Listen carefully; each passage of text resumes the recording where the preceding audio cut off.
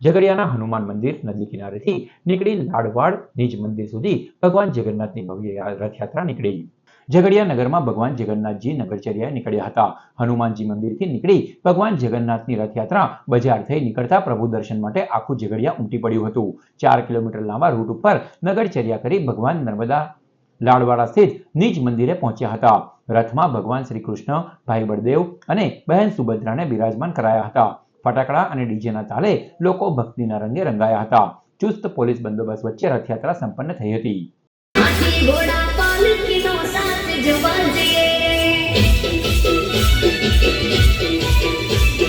लगन